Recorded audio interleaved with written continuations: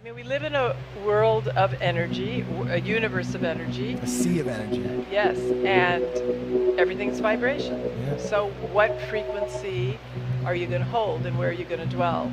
That's a decision we all have to make, and we get to make it, 50 times a day. And sometimes we fall down and we get in a funk, and then the question is, can we pick ourselves back up and then become what we aspire to be?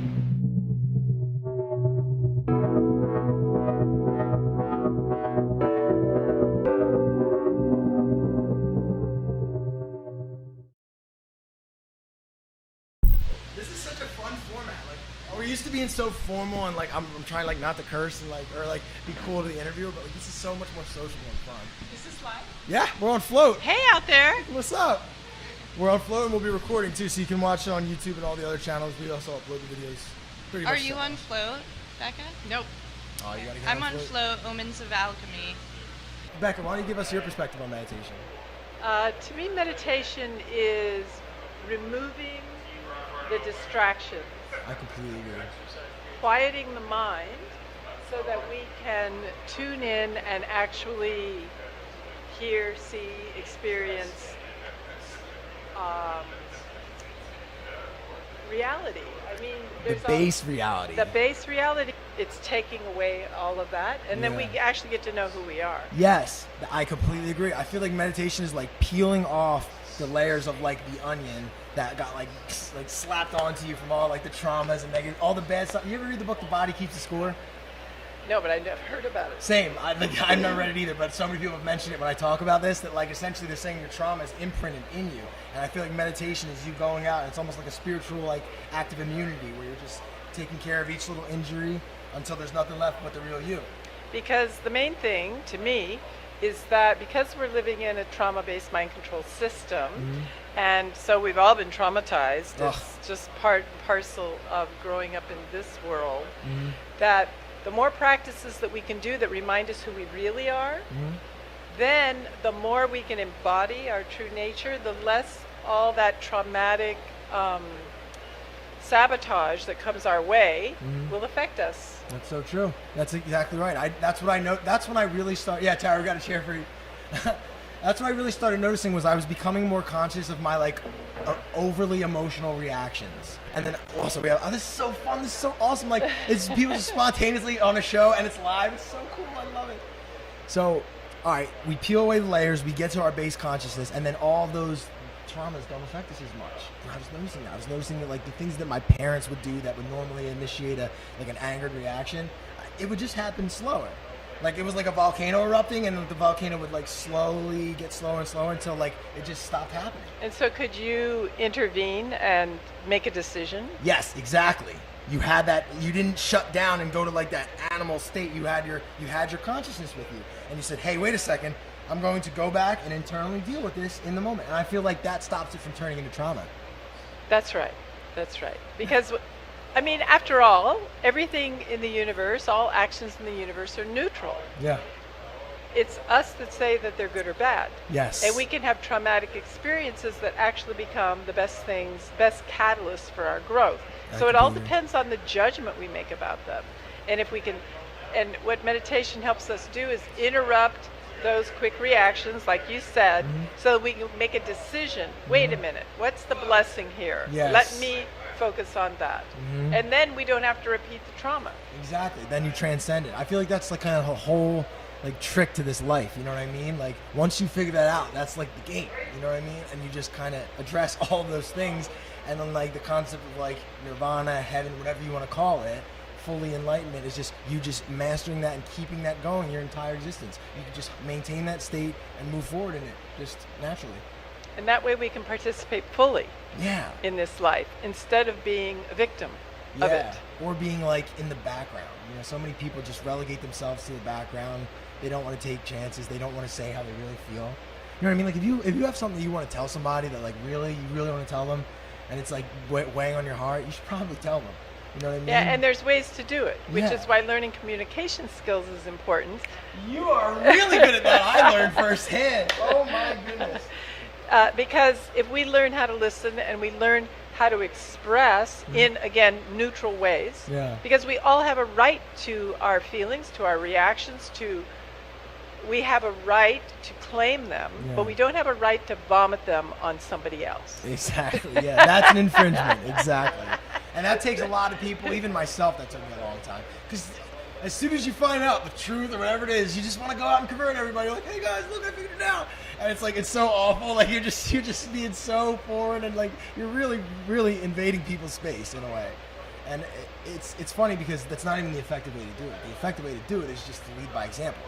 The thing is, our emotional training wants us to, because we're in a trauma-based mind control system, we're put in the place of victim. Yeah. And the role of the victim is to tell the story. So we love to tell our tale of woe and how much we suffered and how wronged we were. And, you know, it's like we get off on it. Yeah, it is. And so that's not healthy. No way. That is quite literally masochism, right? Yes. However, that's a great way to keep people trapped and spinning in a loop. So it takes a lot of effort to actually break that reaction and break that cycle and intervene. That's why I asked you, like, could you stop and make a decision? Because that's what we want to do. We want to be sovereign beings who make decisions and do what we voluntarily want to do. From a place of love and from a place of reason, and not from a place of like emotional reactivity based on unresolved trauma. You know what I mean? And then once you kind of get that, so many things open up, because then when you see that in other people, you learn not to take it personally too, which is a powerful thing. That's one of the 4 agreements. You want to go over those? Don't take anything personally. Oh, is this a test? No, I mean, I love throwing information at people because I don't know I don't know which all 4 of them are. Yeah, well, Don Miguel Ruiz wrote this book called The 4 Agreements, which are like 4 simple rules for having a happier life. And one of them is don't take things personally. So true. And of course, hey, I've been on a plane for 2 days and a little tired, so I can't recall. Oh, that's fine. But I like that concept of not taking things personally. There's a. Are you familiar with the writer and speaker Stuart Wilde? I love his work, and one time on one of his seminars, it was actually the title of the seminar. The person asked, like, if you could boil your entire work down to one sentence, what would it be? And his response was, life, don't take it personally. Yeah. Do not take your situation personally. If you're broke right now, don't take it personally. If you're heartbroken, don't take it personally. If you're rich and killing it, don't take it personally and get a big ego and ruin it all, like everybody does. And like once you transcend that, then it's like, okay, I don't have to react to people. I don't have to react to what they're pushing at me. That's I can right. just be. Well, that's the thing. Instead of reaction, be pro-acting. And response able. You know what I mean? Yes. It's all in the language. It's a sneaky little code. That's right. That's right. So another interesting thing that I think it's sort of in line with meditation, and honestly, I can't. If you ask me to like sort of like distinguish the difference or connection between meditation and Tantra, I wouldn't be able to like put them in separate boxes, so to speak. Could you explain like what Tantra is, how it relates to meditation, but also how it's different? Okay. Well, of course, I'm just going to tell you my version of my understanding of Tantra. I'm a student of Tantra and have been for a couple decades. Tantra is a philosophy and it's a spiritual practice. It's more than a practice. It's a way of spirituality. Life. It's a way of life. And so Tantra includes everything. And it's all about presence. So meditation is about being present, being in the moment, because power's in the present. And Tantra, the key to Tantra is being present. So it's being present. A tantric view of life includes everything. Many religious philosophies or practices or systems, for example, want to deny the body and say this is corrupt. You know, sexuality is poisonous. Yes, you know, the body is sinful, earthly, and dirty. Yeah. Well, this is, you know, this is part of the control system. Yes, to yes keep it is. you out of your power. Amen. by keeping you outside the body. Well, what Tantra says is, yes, you are infinite consciousness, and it's important to realize that. Yes. It's important to know that the oneness of all and all of that. And part of that is that we are spirits incarnate in this body. Yeah, this is a physical experience. Like I believe we chose to come here, and we were like, that looks fun. Let's do that because of all the things that it entails. Yes. Including the physical. That's right. So it's bringing awareness to where we are at, which means we'll learn about our wounds, we'll get to heal our wounds, and then we'll get to experience greater and greater levels of liberation.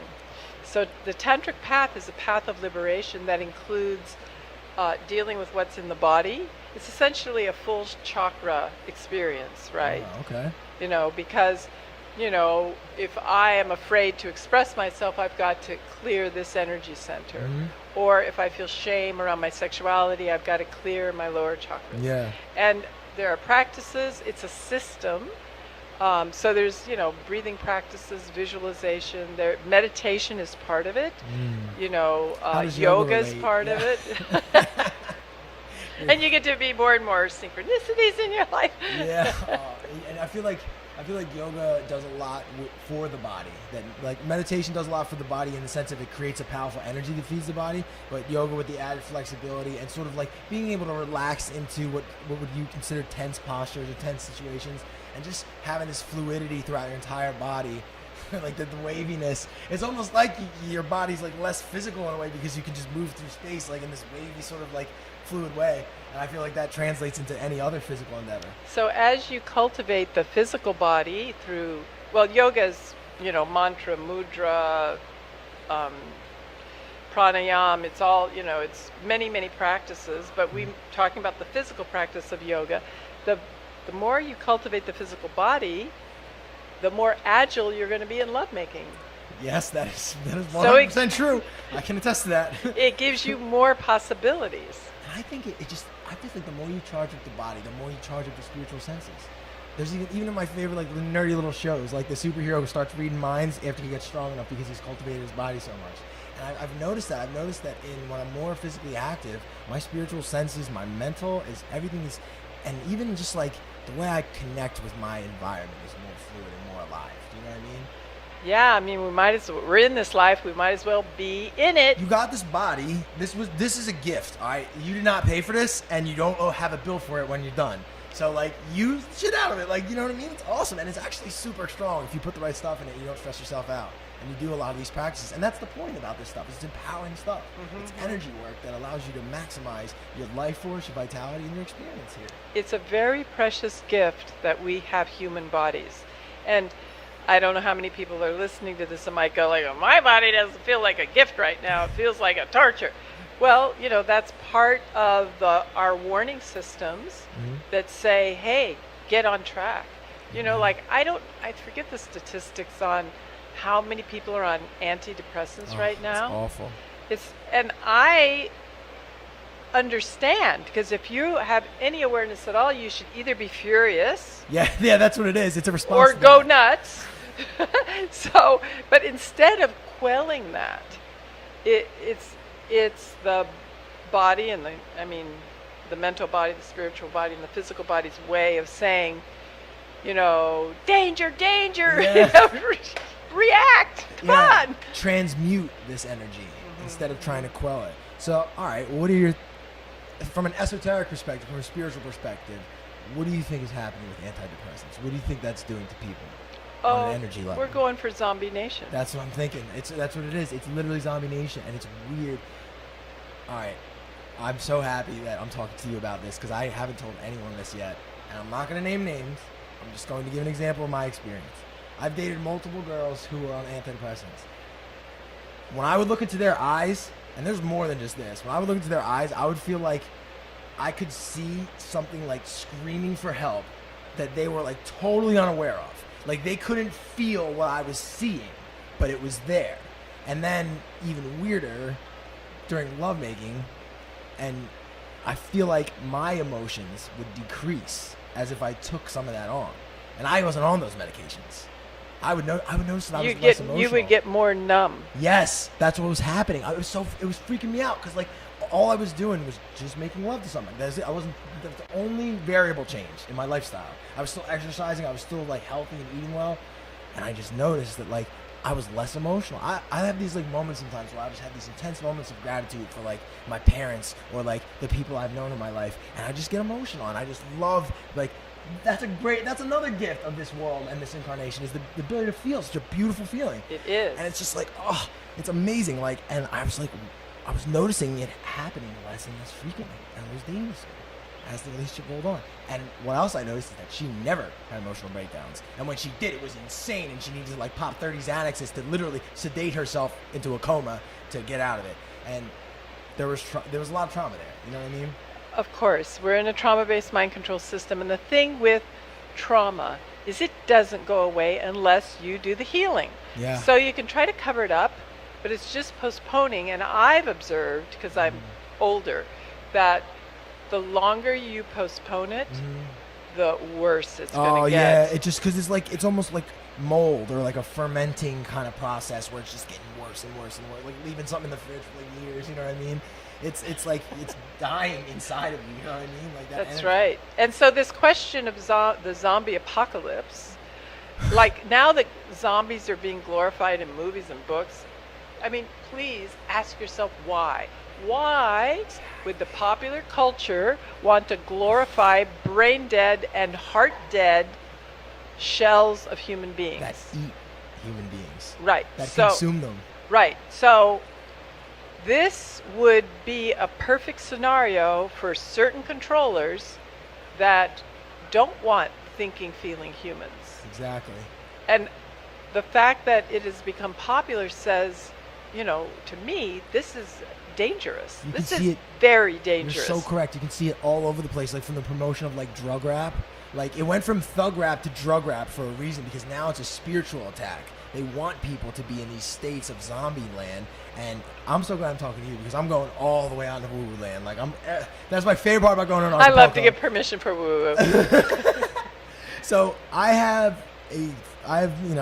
heard this theory, and I've had enough experience with things like this to know that I feel like what those drugs are is an attack on the human aura.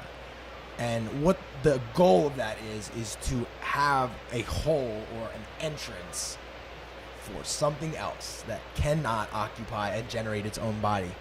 Yes, like a 4D being that's disembodied that would like to play on 3D. Is that what you're saying? Being extra specific about it. I have to be so subtle when I infer things because of the internet and because, you know, you never know if you're going to go too far. Yeah. Like, I've gone too far 30 times already in this whole thing.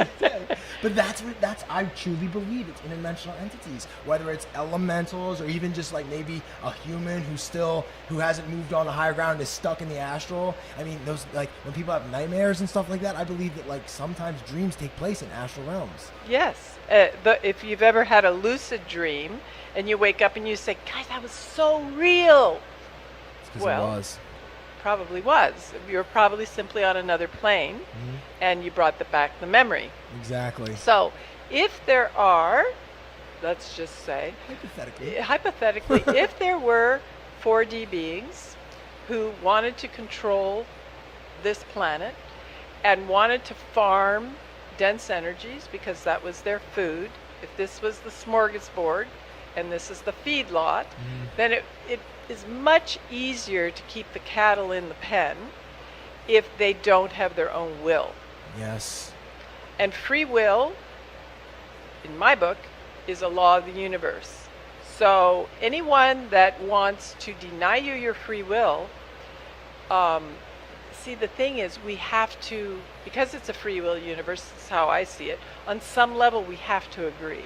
Yeah. We may be tricked, we may be seduced by but they need our consent, or else they're going to suffer the negative karma of aggressing on another person, getting back to like the natural law concept. That's right. And they know that, and so the only way they can do it is to get us to do it to ourselves. Yes. And then they feed because Yeah. we've essentially given them permission. The whole allegory of the inviting the vampire into your house. He can't come into your house until you invite him into your house.